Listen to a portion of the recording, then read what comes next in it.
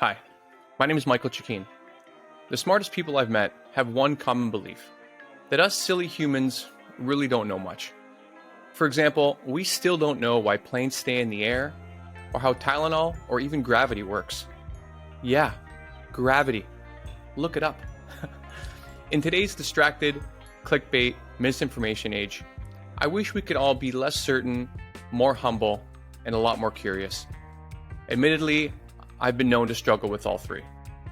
So, no more, no less, this show is my attempt to be that change. Thanks for joining me, and here we go. Hey, everybody. Welcome back to No More, No Less. I'm Michael Chikeen, and here in the virtual studio, I have with me Julie Hall.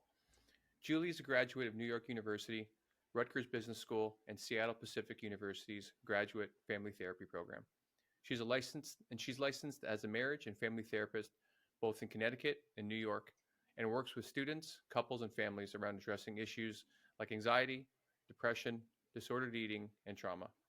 Julie is trained in the practice of mindfulness as well as restorative therapy, emotionally focused therapy, CBT, and dialectic behavioral therapy, all of which are tools she uses in her work with families, couples, and individuals.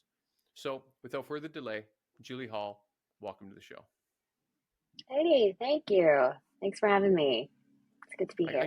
guess I'd like to start with making sure that I understand all of these different types of therapies. It seems like every day there's another one. So maybe we can start with, restoration and emotionally focused, and then move on to like the all-time classic Coke version of therapy, which is kind of CBT. Sure. Yeah, there are so many different kind of modalities of therapy, and I think they all really have benefit. At a high level, I would say restorative therapy.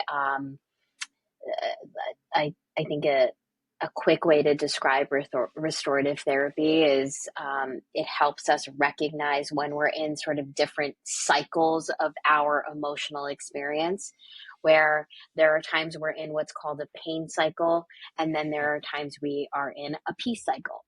And a pain cycle is one in which we are activated by something. When we're activated by something, it can trigger what we call threat response behaviors. Um, and when we're in those threat response behaviors, it can have an impact on how we engage relationally. And, when we're engaging relationally from that threat response place, often the feedback that we get from the person we're engaging with is their own threat response behavior. And when that Right. happens, right, we then double down often on our own, like those dysregulated behaviors, and it just sort of becomes a cycle. And what we try to do through restorative therapy, that kind of practice or modality, is help people recognize when they're in a pain cycle, bring that awareness to it. I always say we cannot heal what we do not acknowledge, right? So when we have that awareness, there's opportunity for us to interrupt the pain cycle and shift into what's called the peace cycle, which is essentially the opposite of that. It's when we are regulated. It's when we are grounded in truth versus grounded in feelings. Not to say that feelings are important and valid, but they're not necessarily always telling us the truth, right? I always say Right. feelings are not facts, they're informative. But they're not facts. So that's a little bit about restorative therapy. And the founder of that therapeutic modality is Terry Hargrave, if anybody's interested in learning more. Um, Right. Emotion focused therapy is what Hold on I for one am. second before we move on. I'm curious about that, like Yeah, that please. peacetime and panic time. Um, Yeah.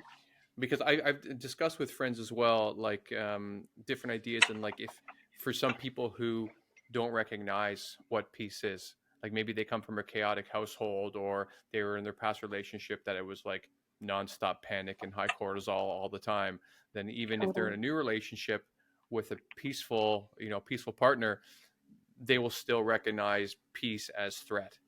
So like how do you work with people along those lines to get them to understand that peace, quiet is peace, and peace is not pending doom.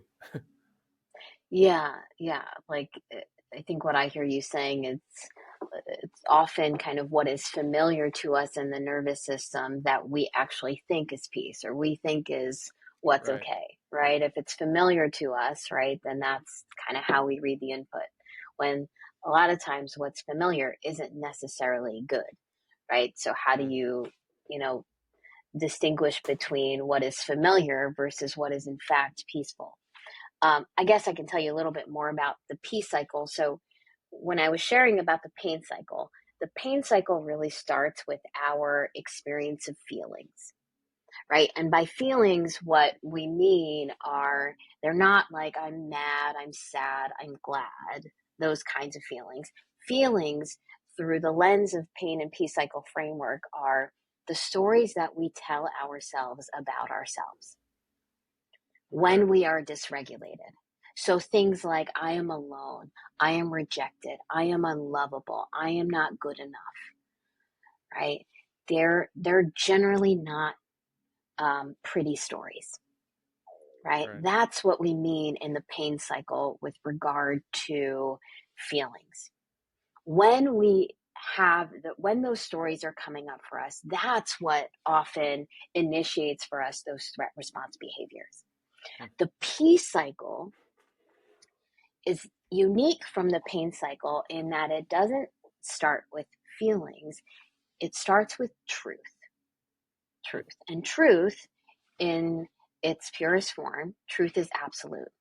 What is true about you today, right, was true about you yesterday and will be true about you tomorrow, right? And truth, the way that we try to help clients understand and develop their truth is I encourage them to think about their younger selves, their younger spirit, that like these younger places in them. What is it that their younger self would have loved to hear about who they are?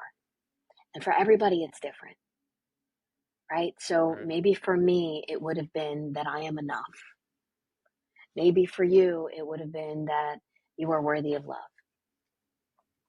that you are not alone, right? And there isn't necessarily just one. What we generally do in this work with clients in developing the pain and peace cycle is we pull out 5 familiar feelings.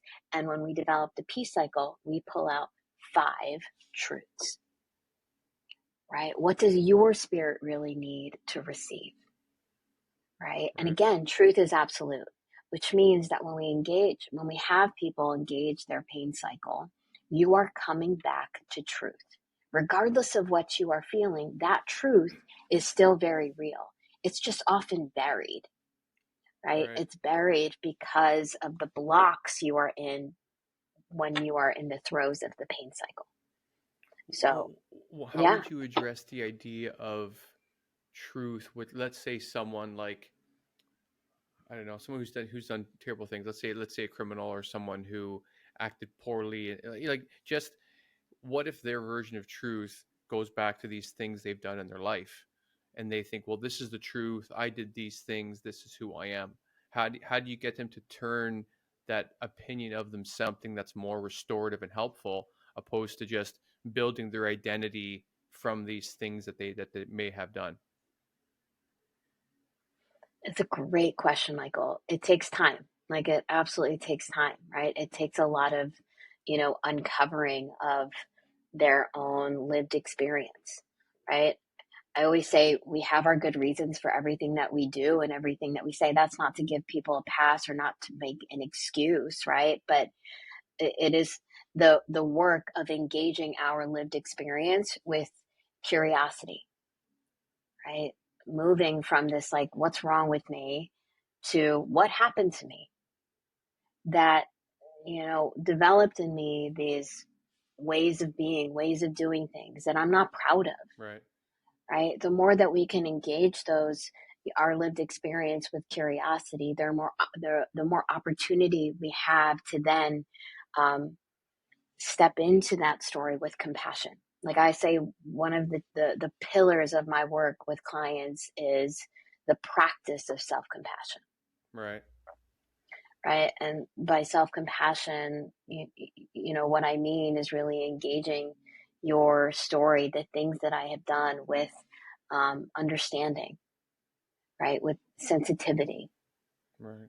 right? And from that place, I think we are fostering and cultivating opportunity to see ourselves perhaps in a new way, in a way that is more restorative, in a way in which we can access, our authentic self.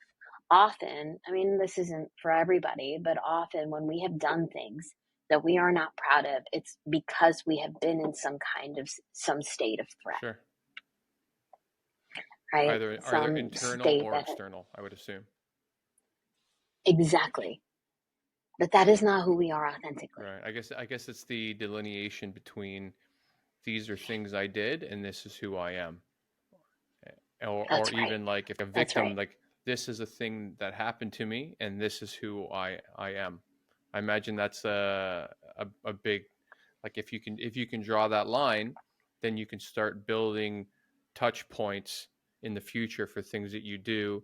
That because I have this theory that like I think we can think about who we are, and I think that can obviously be helpful, but I think part of it is like a bit of getting over inertia. And as we start making new choices and new actions, even if it's very small, one at a time, I think our brain starts creating a narrative that like, oh, I did this, so now I'm more like this. And as these actions start to link together, then this new identity begins to form. So I think it seems like in any coaching or therapy practice I That's see, you normally have some people saying, well, you have to change the emotions, then you can change the actions. And some people are like, well, you need to change these actions. And then as you change the actions, the emotions change. Like I kind of think like you kind of have to do a little bit of both at the same time until the iceberg starts moving in a different direction. What do you think about that, those two ideas?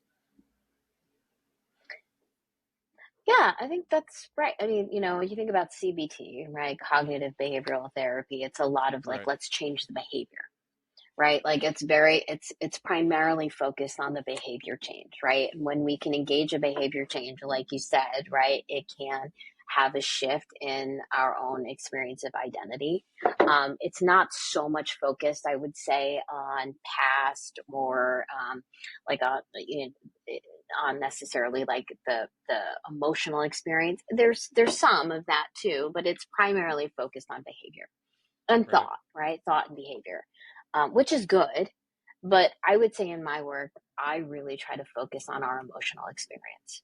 Like that is a core for me, right? And, like I was sharing with you, there's a curiosity component where we really do look at lived experience and history and what you've grown up with, right? To right, engage the story, and from that place, we really try to practice connecting with your story, um, with a right, compassionate lens, right? And then from there, and I would say the practice of self-compassion is the opposite of maybe what can naturally happen for people, which is like I am critical of myself, right? Or shameful, right? We really try to shift that into compassion right. and understanding. So we have the curiosity, we have compassion, and the third piece of this is Hmm. courage, right? There's a lot of research that's coming out of UC Berkeley in California that tells us that the practice of self compassion actually opens up the centers of our brain that tell us that we're capable of growth and Wow, change, that's a big one. And you right? says that's new, these studies? They've been around, I would say, for a decade, but they are really, I think, sort of shifting this idea that the tougher I am on myself, the more change that Right, will come. The more that I can engage my experience with self compassion, what it does is it takes me out of this threat response position. I'm dropping my armor and now I'm engaging any new move from a place that's more regulated, from a place that's more peaceful, right? Which what often happens then is it just creates more sustainable change. I'm not saying that change can't happen through the self critic in us. It certainly can, and it has happened. But I would say it's often not right. sustainable change. We're on this sort of like roller coaster, right? Of like I'm down on myself and then I have this inertia and then I'm down on myself again.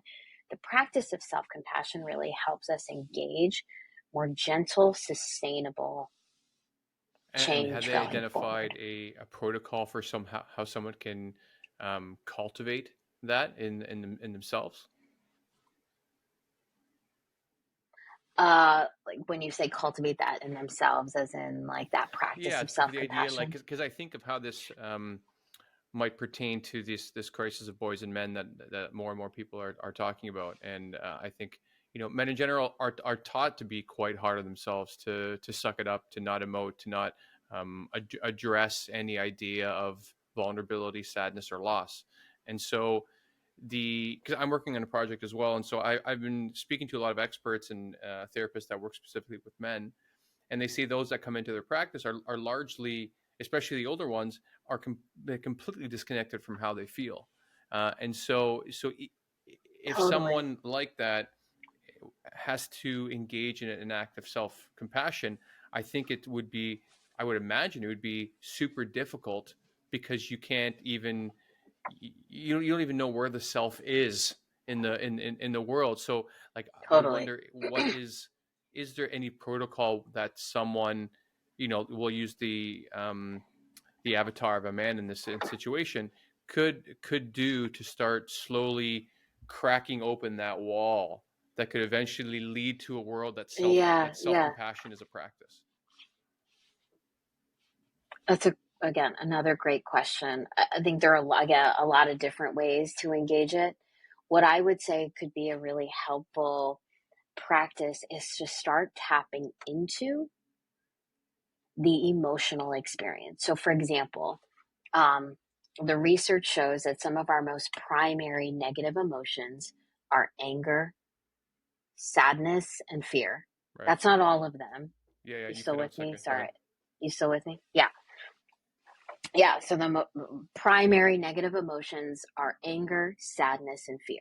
What often happens for us, though, is that we are not aware that those negative emotions are within us, right? It's almost like hunger, right? If you go throughout your day and you are hungry, but you're not tending to the hunger pangs, right? What can often happen is then at the end of the day, you, let's say, go to a restaurant or you gorge, right? Or you make unhealthy choices because you haven't been tending to the hunger pangs, right? That Mm, have just been happening throughout the day. It's very similar to what can happen for us emotionally, right? Where we're experiencing all this sort of like emotional distress throughout the day, but we're not tending right. to it. We're not even aware to tend to it, right? And so then what can happen is we explode, right? Or we shut down. We have some kind of disproportionate reaction to that emotional experience because we Hmm. haven't been engaging it. So, what we find is that when we can start really tapping into the negative emotional experience, what is linked to the negative emotional experience is some kind of unmet need. So, what we know about anger is that often the unmet need in our experience of anger is worth, value, or dignity. If I am angry about something, it's because something I feel like either it's my worth or someone I care about's worth, value, or dignity Hmm. is being violated. If it's sadness, then generally the unmet need and the negative emotion of sadness is connection. If it's fear, right, generally the unmet need in that negative emotion is safety. Okay. So I say all that because one of the practices that could be helpful in a situation like you're describing where people just have not been conditioned, don't have that awareness of their emotional experience, is to really practice tapping into how do I feel, how have I felt, what is the unmet Right. need here, what is the unmet need here, do I feel like, if I've been angry about something, is there a worth issue here? Do I feel like my dignity has been violated or the dignity of somebody I care about has been violated? We have to then tend to these unmet needs, tend to the unmet need of value, worth, tend to the unmet need for connection, tend to the unmet need Right. for safety. Wow, that's amazing, because I imagine it, like, if we link it to a bit like an emotional muscle, if you will, for lack of a better analogy. That like you could think that this muscle is atrophied over time, and so you can't just go into the emotional gym, if you will, and start deadlifting 400 pounds. You've got to start with half a pound and see how that feels. You've got to go too slow. That's If you right. go too fast, like, That's right. and these things I think get better over time. I mean, I was in a virtual men's group at some point last year, and one guy who comes from quite a very machismo sort of culture, he was saying like, okay, so Hmm. I'm trying to embrace how I feel now and that I have needs that need to be met. He goes, but I don't know what to do with all Right. these fucking feelings. And I found it really fascinating. And I thought about it as well for my own journey, for trying to listen to my inner self and be like, yeah, like this is a violation of my safety, my connection, things like that you're saying. And so we had a whole conversation that evening because he brought up the topic of what he was struggling with. He was in the hot seat, if you will. And we were talking about like how he can just recognize that he's feeling a certain way. And, it doesn't have to be overwhelmed, but just to kind of acknowledge that these things are now part of him and not going away. Whereas I think, because you said something before, I think it's informative but not factual or something along those lines. And I love that, because there is That's right. such a culture right now in some countries, some parts of the world, where like feelings are supposed to be everything. And like I think they're Right. important. Right. And like I've never heard of someone put it so succinctly like that like there are it is a signal to be listened to, but it doesn't necessarily mean Right. that, because if your wiring is a little off, it doesn't mean that it really is a threat, Right. or it might be a threat, or why am I feeling like this, or like maybe it's Right. just, maybe you're hungry, Right. maybe you're not anxious that you're on this date right now, maybe you just haven't eaten for the last 12 hours. There's so many different silly Right. things that Right. we are as humans, that if we ascribe this narrative to something that's a false signal, we just go off in that direction, and it's a bit of a mess. That's right. There's That, yeah, absolutely. a Yeah, that researcher makes a in the lot of Netherlands I sense. spoke to earlier this year, and he was like the one of the world's expert on crying. And we had this super interesting Mm. conversation, and because something I read, we were saying that, and he was confirming it and adding a little bit of texture to it, that a lot of people think that it's something bad will happen to you, and then you'll have the emotion, and then you'll cry. And what he was saying, what Mm. I've read, saying that like Mm. that's not the order of operation here. It's something bad will happen to you. You have this bodily Mm. reaction that you need to cry and emote. Then you accept that emotion, and then you cry, and you have all the learning and, like, in many cases, catharsis and things like that. Right? Yeah, And that's so I good. think That's about so that. good. Yeah, like I there's think like it's once a such a week since good, he and I yeah. had that Uh-huh. conversation months ago, because it's kind of like, if it's, to use an extreme example, we have this bodily reaction that we need to go to the bathroom. And if we don't go to the bathroom, there are severe societal and physical consequences that we have. You know what I mean? You're going to wet yourself. You're going to be laughed Mhm. at. You're in a business meeting. I'm going to lose my job. Right. Like there's just so many things wrapped up in that like nobody is not answering that call. If you do, there's even physical complications, right? Whereas that's Right, not really right, the right, case right. with feelings and crying, because we can, like, our higher level brain can shut that Exactly. down. So after a while, that message of Totally. shutting it down becomes so strong that, I don't know, that's the move. And it That's feels the like, move. Yeah. I think those emotions, Yeah. even though they are not acknowledged, I think they still run the show. What That's so good. Yeah, like that's I mean, I hmm, entirely agree that there's a saying I ascribe to, which is crying is not the hurting, it oh, is I the like healing. that too. Right? It's not the hurting, right? Meaning that exactly what you said, right? That awareness has to be tapped into, right? That it's okay Right. for me to emote. And it's from that place then that I process, right? Crying is Right. not The the hurting, it's the acceptance healing. is, like, I think the most So important part of a process. that's it. Interesting. Yeah, and I mean, I think too, when you think about the emotional landscape, certainly it's negative emotion, and often it's negative emotion that we struggle with acknowledging. We also struggle with positive emotion, Right. right? Brene Brown, you're obviously familiar with Brene Brown. What she says is, this is her research background, the most vulnerable emotion is joy. I never heard that from her. Why? Yeah, Because we I will. look it up.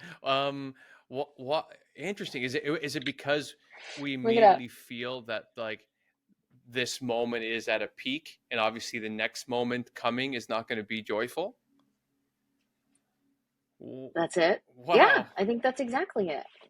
The most vulnerable emotion to hold is Right. joy because we don't feel like it is something that will last. Our bodies tell us, our experience tells us that it's not something that will last. And so we Right. cannot hold it. Which makes We cannot hold it. so I would say which makes There's like a, this whole idea yeah, of chasing happiness also kind of ridiculous. Like it's not something that you can. It's not a race you can win. It's something that like you can get to a happiness stop, but then you got to keep moving down the road. That's kind of just life.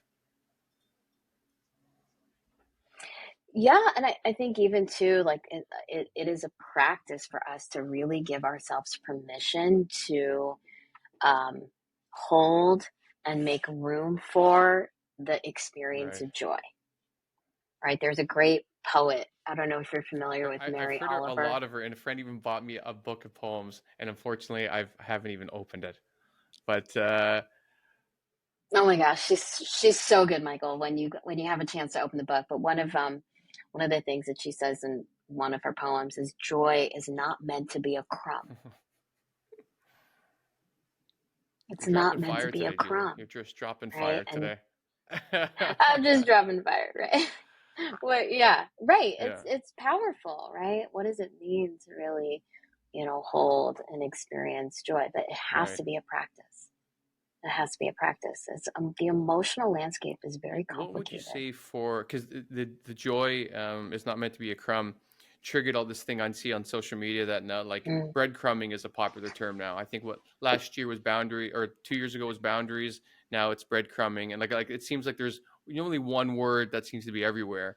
And so I'm just thinking of this concept of like what if um, part of the emotional cycle of like not being able to emote or give and the other half is it's difficult to receive love. So people in your life that are sending you love, trying to show in all of their different ways, different love languages, however you want to call it, but there's that connector that someone has that is difficult for them to receive love.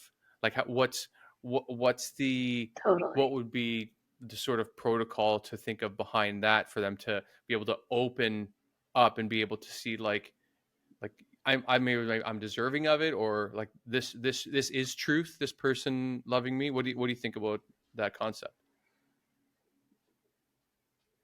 Um, yeah, I think that's incredibly important to consider. And I would probably go back to um, the practice of self compassion. Like we always say that compassion is not a finite pie. Like I found this a lot in, when I was doing work with clients, in the midst or at the peak of COVID, right? And I was working with clients who were working from home or having to homeschool their kids and kind of just do the day to day. And it was just a lot.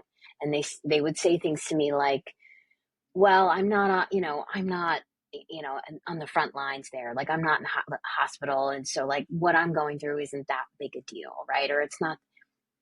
And what we really try to encourage is that again, compassion is not a finite pie, meaning that the more compassion I give to somebody else, it doesn't mean that there isn't enough for me. It's Right. in fact the opposite. Compassion is infinite. Just like suffering is infinite, Right. compassion is infinite, which means that the more compassion I can actually practice giving myself, the more I have to give to others. So, to your question about receiving love, I really do believe it starts with exactly what you said, believing that I am deserving of it, believing that I am deserving of compassion, kindness, right? It is not, it's certainly a relational experience, the receiving of love, but I really do believe it starts with the stories that I tell myself Right. about myself. That's super interesting. Well, I guess we got on that tangent longer than I expected to, but it was really great. I appreciate that. I guess moving on, the reason why Sure. I wanted to have you on is to discuss in family therapies, for example, what teenagers might be going through right now. And it's why I reached out, and because I happen to have a lot of friends right now. I'm in my early mid 40s, and a lot of them, their kids are starting to reach teenage years, so 13, 14, 15, and we're starting to Hmm. see they're starting to see not me, they're starting to see like a lot of these issues around technology, around like the iPhone being a bit of a crack pipe, if you will, social media having its own impact. And I've seen these friends really struggle with some of their kids, trying to reel them back from this new personality that they're and people that they're turning into. And like, I didn't raise this kid. These aren't the values that we had. And anytime we take this phone away from them, like, we see a glimmer of the kid that we raised, but it's like, it seems like this big addiction. And the biggest thing I would definitely like to hear from you is, anytime they've tried to take away the phone and limit it, like, they have therapists that have argued with them, saying that you cannot take away their phone, like it's a violation and all these things. And like, one friend of mine, he's a dad, like, he's losing his mind a bit on this, being like, what the fuck do you mean I can't take away the phone? Like, if this was a pack of coke, or if this was like a drug, like, am I supposed to let them continue on with this substance that is really rotting their brain and hurting their relationships with us and turning them into this thing? And him telling me this, we were both kind of like, I don't understand how therapists are saying these things. So I was hoping you could maybe shed some light on this concept of, not taking away your phone, or how to work with it, and start from wherever part of that long question you'd like to. Yeah. Oh my gosh. It's a tough one. It is a really tough one. And I don't think it's binary. I think it is really nuanced. And I don't have like a direct sort of response to Sure. whatever that therapist said. I mean, I think, raising our children it is not for the faint of heart. I really do believe that children need a balance, and the research backs this up. Children need a balance of two things: warmth and structure. Hmm. Warmth and structure, right? They need to experience warmth. They need to know that they are loved. They need to know that they are seen. They need to know that um, they matter, right? Just a beautiful, powerful experience of when your child walks in the room Hmm. and you just light up, like what that means to the child's inner world, right? That they belong, like it's an experience of belonging, Hmm. and so that kind of warmth is incredibly important for the child as far as their formative experience. It has to be balanced with Right. structure, right? Children really thrive with guardrails. They need guardrails, right? Guardrails to them are Hmm. safety, right? They're safety, right? They remind our children that there is a security there. So I really do believe the family dynamic is key in how our children engage things like social Right. media. Um, like, and I think when we think about how our children are engaging this world, belonging is a real key component of it. Our children want to feel accepted. They want to feel like they belong. But if they first feel like they belong in their family unit, right? If they first feel like they belong in this, in the dynamic of their family, that is a grounding place for them, Right. right? It's a place of grounding. so that when they go out into the experience of social media or culture or school or friends, right, that they have an identity that they already are building as far as values, like within their Right. family. And that I think is really incredibly important for our children, right? That we have an opportunity as parents to build that within our children. I see where the therapist is coming from as far as like you can't just like yank the phone away from the child. I mean, certainly if there is harm being done, the child's safety comes first, right? At the same time, I think we see the most effective and sustainable um, results when the children are a part of the plan, right? When they are part of the the shift in the plan. So if a child gets a phone, right, there's a lot out there around like, okay, what are the guidelines around how you Right. engage this phone? Right? What is the structure of this phone? What are some of the rules that we have around, how to engage what's on this phone?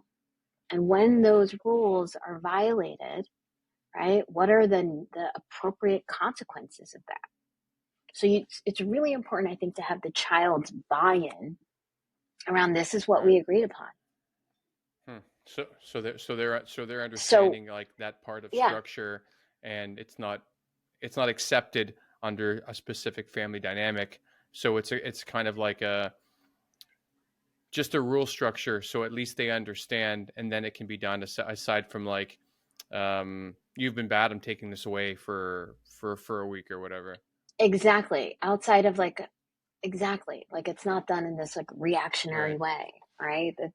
It's understood that that's what's going to happen if there's a violation of what we'd agreed upon for Right. the child's safety. Not to punish them. Like I mean, I don't really subscribe to the punitive stuff, which is, certainly like it's my generation. I mean, my parents' generation, like it was a lot of it was punitive as far as just our Right. reaction to kids, right? I think what we're trying to develop is more of the natural consequences to behavior that's not Can safe and can healthy you for you. draw a line for me between um, punitive and teaching kids consequences and accountability? Because like there are, like different things in which I don't think like we have a lot of like a immigrant generation of I'm what I'm a part of, and I grew up with a whole bunch of first generation immigrant kids in Ontario, where corporal punishment was just pretty normal. We all laugh at it. Right, right, There are some that they'll talk about their experiences, and you can see how like, oh, that sounds like it's a little bit too far. And other ones joke now of like getting hit with a right, right. slipper or having a parent break the wooden spoon on their bum going up the stairs, and everyone laughs. Like there's definitely a spectrum here. But and then you go on the other side of the spectrum where it seems like kids can do whatever they want. There is no sense of consequence. There's like, kid gloves, so to speak, with everything. So what is the difference between punitive, which you don't agree with, and also like still being able to teach kids consequences and accountability for their actions, poor actions, or however you would like to think of it? Yeah, great question. I mean, I would say like, at like the most basic level, I mean, this Hmm. could be a longer conversation, but I'd say at the most basic level, often what happens when it's just punitive, um, it's like a reactionary. It's like a reaction. It's like a quick sort of threat response reaction. Like a parent is having like a threat response reaction Right. to something a Can child you give did, me an example, like cause and right? response? And so it's yeah, like I think exactly like something like whether it be corporal punishment, right? Right. Like I'm just angry, and so I'm gonna Okay. lash out in anger, right? Like that kind of thing, and whatever that looks like. Versus, like I mean, I think versus what it looks like to really engage the situation with curiosity. Like there's a great book called Peaceful Parent, Happy Child. It's written by a doctor named Dr. Laura Markham, but she talks about this 3-step, it's like 3-step framework to parenting, right? The first step is when something happens, right? A child's, behavior is, not in line with, what's appropriate, or they're upset, there's some kind of dysregulation, or a child does something, right? The first step in this process is to check in with my own feelings as a parent. What's happening for me, right? That's the first step. Check in, like, how do I feel? The second step is then to check in with the child's emotional state. Like, what's happening here? Like, what's going on? It's this practice of connection. And then the third step is correction, guidance. But what so often happens for us is we entirely miss steps 1 and 2. Okay. So we then try to engage some kind of correction, but the child still feels entirely unseen. Because maybe they're, right. If they're Entirely lashing out missed for a specific reason, then then perhaps it's then I can see would it be beneficial to have a conversation to be like, well, how are you feeling? Why are you doing this? And maybe they open up. But what if there's like scenarios where you're right, this is a much bigger conversation, but let's say there's something like a kid had a party, they weren't supposed to have a party, or they play with something they shouldn't have and broke it. Like what sort of healthy correction can be introduced in that scenario in which they have to learn that the real world does have consequences, and if you do something shitty, if you say something shitty, if you if you're just a shitty person, like there are consequences in the world for these things, either that you don't keep your word, people won't trust you, you like all of these things. Absolutely. But I think there's no such thing, like when you think about children, like there's no such thing as a shitty child. There's no such thing as a bad child, right? There's a sad child, there's a worried child, there's an anxious child, right? There's something that's underneath the behavior, something that drove that behavior that we want to get on, right? That we want to look at. That's the experience of connection. The more connected a parent and child are, the more that you will find that there is trust, right? That actually helps secure the belonging and the foundation of the child's sense of self. And to be clear, I was meaning like in the real world, right? if you act like a shitty person, and I know. Kind of dismissive with that term, but that's the whole idea, that if you act in certain ways, there will be repercussions for how it impacts your life. Absolutely. And that's necessary. And I think it's necessary for children to understand that. There's another great book called How to Raise an Adult, right? And it's this idea that kids have to realize that, like you said, their actions have consequences. But how do I tend to their identity formation in the midst of giving them consequences? It's conversations, it's talking with them, it's connection. Like, what made you want to like have that party? Where did that come from? Like, tell me more about what was going on in your mind. Like, yeah, there's going to be consequences for this. You're not going to be able to see your friends for a couple weeks, whatever that looks like.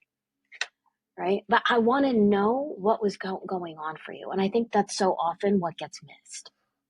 Because we're so angry and we feel like we've been disrespected.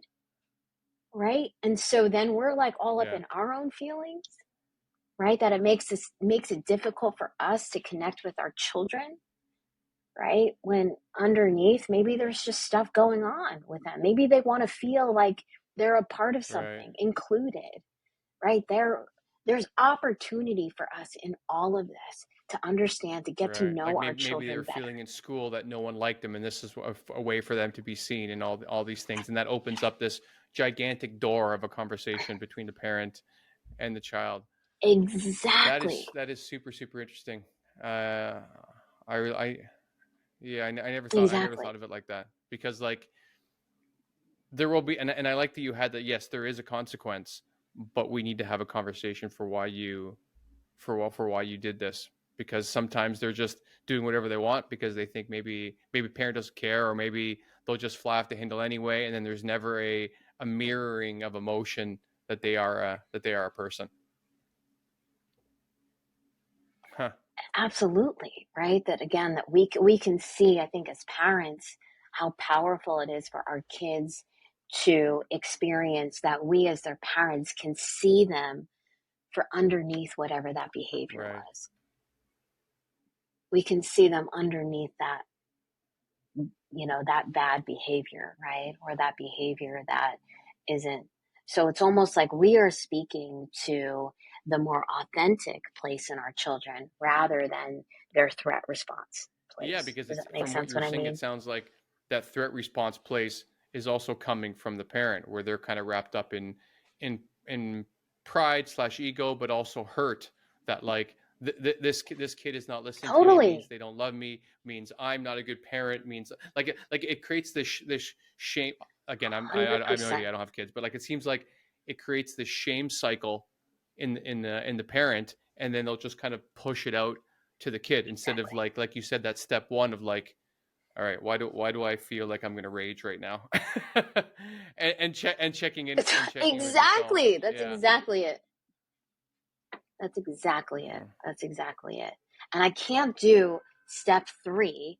Like, this is why it's a sequential process, right? Like, I can't do step three, as in the correction and the guidance, properly and effectively if I haven't connected with their emotional experience. But I can't do step two really effectively, right? If I haven't connected first with my own Right. emotional experience. Yeah. You know what I mean? That's great. That's really great. And are you seeing things in schools as well?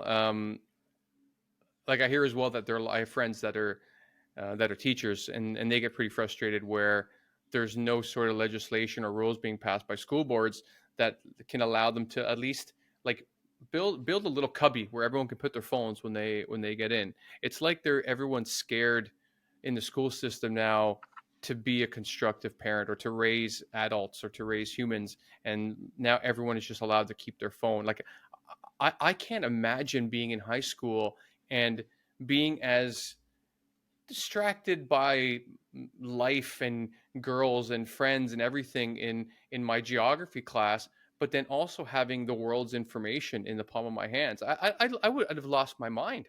Like so, what are you seeing from the 100%. like kids I that have you're working with? I don't see that the Right. legislation component. I think it's really hard, right? I mean, certainly there's like the general rule is you can't have your phone out, that kind of thing. But the Yeah. distraction is real. And I frankly, personally, candidly, I wish there was more legislation around social media in the same way there is around drinking age, in the same way there is around smoking, because it really it can so easily turn Mm, into an addiction, because children, their brains are not formed, right? They're not fully formed, and so they are so much more susceptible to the kind of addictive components of yeah. social media. And it can I think we're certainly all be addicted a little bit. dangerous. And Like I think I know I certainly am, and I have to put fair, guardrails on myself. Like I know if I'm having a real shit day, I can end up on my absolutely, phone for an extra hour, and like after 15 minutes, you're not totally. having that much fun anymore. You're going through this loop of different apps, and you're like, you go to bed, you're like, I could have read a book. Okay, I guess I'm going to go to bed now. But so doing this at like Totally. 15, 20, 12 years old, I can imagine Exactly. like it becomes this escape place for kids that like adults that did not grow up with the internet. Like I don't think I got the internet until I was 19 or 20 at uni, and it's still an issue for me that I have to actually work on backing off. So I honestly I have no idea how parents are dealing with this sort of issue with kids. I know it. I know it. And you're so right, Michael. And again, I think this is where we have an opportunity as parents to really speak into our children, right? And nourish their experience and feelings of love, safety, and Right. belonging. The more that we can nourish and cultivate, right, that kind of experience for our children, right, as far as their sense of self, love, safety, and belonging, I would say the less susceptible they are to the pulls of social media. Not to say that Right. it's still not, you know, what it is, but that's where we really have an opportunity, right, to build up and speak into those places for Wow. our kids. That's great. And your voice is like an ASMR track. Like it's so soothing. I'm like, okay, everything's gonna be okay. Julie says so. It's fine. Right. Um, but yeah, I think that's a That's great way funny. to wrap up. I really appreciate that. And it took us a while to schedule this, and it exceeded Absolutely. expectations. So I appreciate you being here and your time. Oh, well, happy to be here, Michael. It's a Thank pleasure you. to speak with you. Yeah. Okay. So thanks for listening to No More, No Less. I appreciate the time you spent with me today. So please subscribe and rate the show if you enjoyed it. It'll help me create more amazing content and get that next little bit of validation that I so deeply crave. If you did enjoy it, well, that sucks. But to make sure, I think you should listen to my next 10 episodes and then decide. I mean, come on. Rome was not built in a day. I'm just getting warmed up here, guys. So thanks again. See you next time.